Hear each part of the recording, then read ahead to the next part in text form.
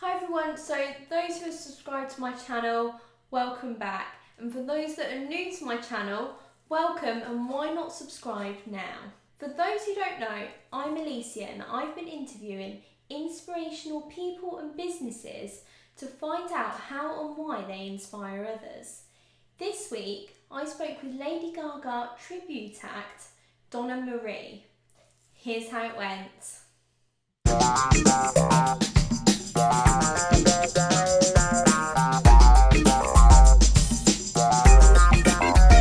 Hello and welcome to the channel. Can you just begin by introducing yourself? Who are you and what do you do? Hi, I'm Donna Marie and I am a Lady Gaga Tribute Impersonator. Very cool. So, is that something you do full time or part time? Yeah, it's a full-time job, 24/7 actually, because it's not just obviously all the prep and stuff for shows and dances and stuff, and then it's going to shows and coming home at all hours, so it ends up being 24/7. There's no real, work hours as such. Must be something you really enjoy then to do it 24/7. Yeah, I gotta be honest. And the good thing is, while I'm still living it, I'm gonna keep doing it. If you know what I mean. It's one of them jobs that you just keep going. It's hard work, mind, but definitely a fantastic job. So, how long have you been doing it now? So this is my 10th year as a Lady Gaga tribute, but I've been singing for a lot longer. But I'm not going to tell you because I'll show my age. How did you get into the Lady Gaga tribute? Was it something you've always done, or where did it all stem from? Was it to do with your looks? Was it to do with you liked her music? No, I had always been a performer, and I used to organise events and also charity nights and all different kinds of things in different bars and venues and clubs and stuff. So I used to do a theme night on a Wednesday for a local bar in Cardiff because that's where I was living at the time, and my friends owned that bar, and Lady Gaga was coming to the arena there, and they said, let's have a Gaga night. And I was like, yeah, this will be great. We'll get all the staff to dress up. And it's all like sort of, it just happened basically. So basically, I've said, yeah, okay, let's do this. And they're like, oh my God, you've got to dress up as Lady Gaga. I'm like, yeah, I'll dress up as Lady Gaga. Then about 2 weeks before, one of the owners asked if I would learn like a full set, as her. And I was like, you got no chance. Like, in 2 weeks, I was like, no.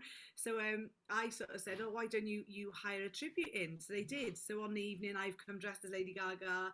The tribute come in. She's dressed as Lady Gaga. Then she gets on stage and starts singing, and I'm looking at her and I'm thinking, oh my God, like this is really cool. And I'm watching her do a thing, and she was great, But I don't know, like there was just something about it because people kept saying to me all night, "Oh my God, you look so much like Lady Gaga," and I was like, "Do I? Okay."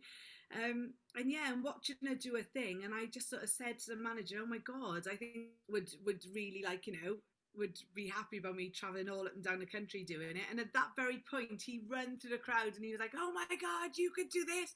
You look like Lady Gaga!" And it kind of all happened from that one night. And literally on the way home, I said to him, "Really, do you think that?" And he said, "Look, you're getting older. If you don't do it now, you'll regret it. Just do it." And that was it. And literally within a year later, I had my own theatre show, 10 dancers, full stage set. Yeah, it was just crazy.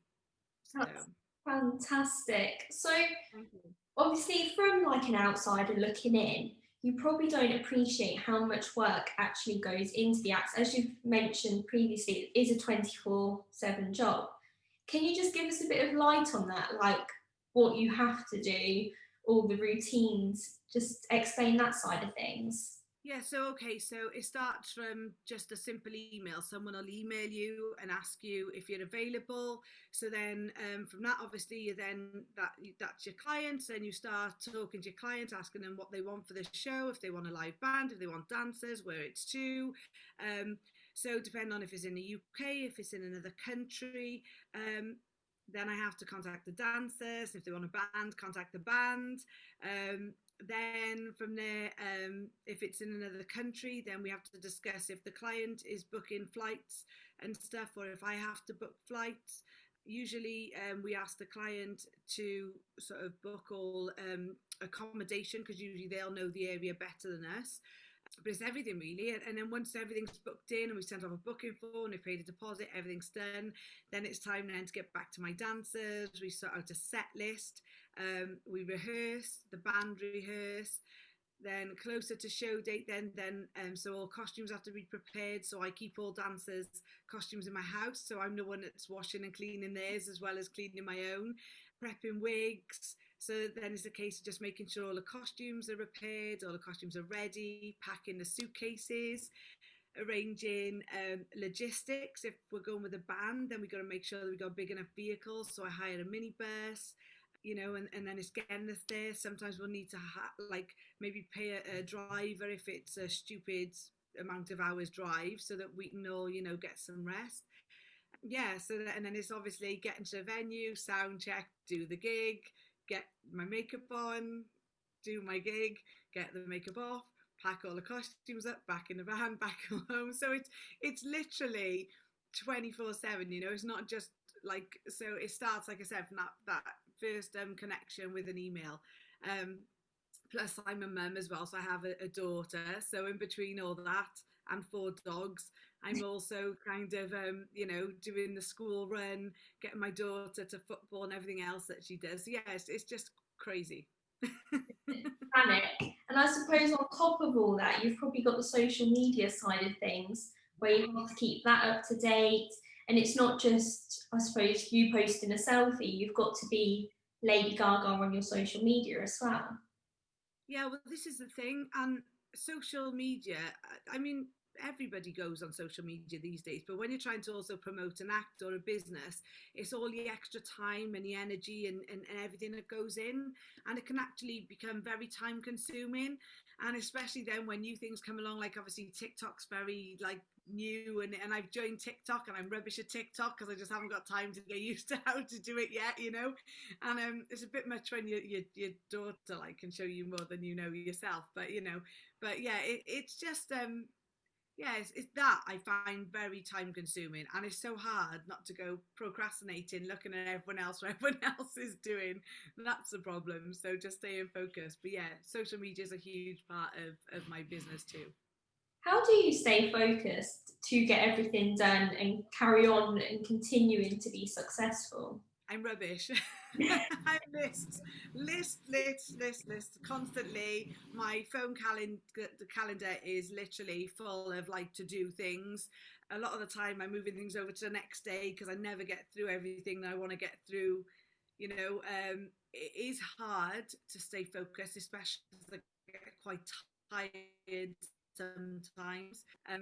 Yeah, it is hard actually to stay focused and not go off and do something else. But usually I find that a few days before a gig, panic mode sets in. So I have no option then but to literally just, focus and get it done. You mentioned there about your lists. So, for someone watching this, would you say that if you sit down and you plan first, it has a better outcome than if you would just go straight in with something? Yes, kind of 50-50. Definitely write lists for important things. I have to, because I'm very forgetful, because there's always so much going on. So, and sometimes I can have sort of my day planned out, and then a phone call could come in for something that's really important, and all of a sudden everything that day then has to wait. So, and I can then end up rolled up doing something else. So for me, it is a godsend, but I definitely think you need to plan, definitely. And I mean, I'm like organized chaos, my life is. So I kind of know what everything is and what's going to happen, but it's just total chaos. You want to see my office, honest to God, it's a nightmare. But yeah, definitely. But then it's also good as well to just sometimes just do things, because I've literally just decided to do something last minute and I've just literally thrown myself into something. And sometimes that's an amazing thing. Sometimes, your gut feeling or that feeling you get over something, sometimes you just got to go for it. Very good bit of advice. So, going back to when you were just performing and you weren't like Lady Gaga, what did life look for you then compared to what it looks like now? So, before Lady Gaga, when I first started my career, I mean, I started out in a holiday camp just as a blue coat for a year or so, and then I left there to come home to be a full-time singer, which I worked the Welsh cabaret scene in all of the social clubs and nightclubs and things like that. Also performed a lot of prides as Donna Marie. And then I had my daughter. I was also I used to write a bit of music as well. So I'd won a TV program with my own song. I'd done all right. I'd supported Anton Deck, Boyzone, some Peter Andre, at the time they were big acts. But I kind of thought that I fell pregnant for my daughter unexpectedly.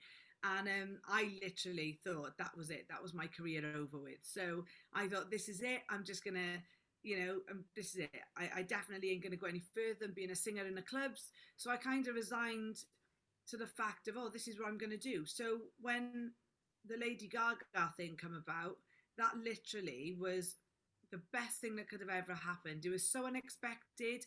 And if I hadn't have taken that leap, because I could have just gone, oh, no, I don't think I can do this. But instead, it's one of them moments, like I said, you just got to go with it. And I mean, if I hadn't have gone with that, I mean, I've traveled all around the world with my show. I've worked with some amazing people. I've been on TV programs and stuff. And definitely if I hadn't have just jumped into it, because there was nothing wrong with what I was doing as Donna Marie, but for me it wasn't enough. I just felt there was a little bit more I could give. So and the Lady Gaga tribute really opened that up for me when I thought I had nothing else. Which is fantastic. Well done you for a start. Yeah. With tribute acts, there's a bit of controversy around them on how they get noticed, because they say, well, you just look like that person, you're just trying to be that person. What's your view on that? Yeah, so I think there's some people, I suppose, that I wouldn't say don't like tribute, but obviously they're just stuck with the real thing. They can't see any further than the real thing. They're so, there's no one else but that. Like, let's use Lady Gaga then for an example. There's no other Lady Gaga. But this is the thing, as a tribute, you're not trying, you're not Lady Gaga. You're not going to live her life. But what you're doing is, as long as you do it the best that you can do and give her 100% every time, I think for me, I know that I hope then I should say that I'm doing her justice. So there's so many people that will never ever get to see them, is the best thing that they could ever do, because of if they can't afford a ticket to see Lady Gaga, or she never goes anywhere near their town touring and they got no way of getting there, then I hope I'm giving them the closest experience that they will ever have to seeing her. I totally understand though how some people, they just won't have that. Anyone else is that star, which that's fine. But each into their own, I love a good tribute. I absolutely love it. Especially sometimes, like I like Bruno Mars, but I know he might not be touring for another 3 years or something. Yeah, if there's a Bruno Mars tribute down a local club, I'm off down the club. So for me, I love it. But obviously, yeah, it's 6 of one, half a dozen of the other. Some people, they just don't like it. But there we go. But maybe they haven't seen a good tribute. That might be what it is. Probably. And I think that is the thing. I think sometimes you can get some tributes that aren't necessarily as good, and someone will see them, supposed to be someone who is fantastic, which I've seen a couple of your videos, and you are very, very good. Thank you. Yeah, there's a place for every type of act, though, So, it's like the same with singers. You'll have some singers will suit certain venues, and the same with tributes. And not every venue can afford maybe some of the better class tributes. It's the same with everything. So it's like Primani and Versace. Same thing. Like yeah. We all afford whatever we can afford, and so there's a place for everyone. So, and just sometimes people don't appreciate even maybe the ones that aren't the top of their game. They're still doing their best, and I think that's a huge thing. Completely agree with you there. In terms of when you're on stage, if you're talking to the crowds, do you mimic Lady Gaga's voice, or? Yeah, I do. When I'm actually on stage, for me, I can't not. It sounds silly. It's like once I'm in character, then I'm in character. So I do an American accent because it would sound really funny if I spoke in my Welsh accent in between. Um, yeah, although it'd be quite funny actually to see people's faces if I just started speaking like I normally do. But yeah, I do. I emulate an accent. I'm not great at the American accent, although I did have one American lady was in my crowd once, and she came up to me. She was like, "Oh my God, where are you from in America?" And I was just like, "Oh, I'm not. I'm from Wales." And she was like, "Oh, no Really? way! Oh my God, yeah!" So I was like, "Yay, I'm winning." How much work had to go into that, like, is in perfecting the accent? um, I think confidence it was in the beginning. I think getting past the thing of, am I going to sound an idiot?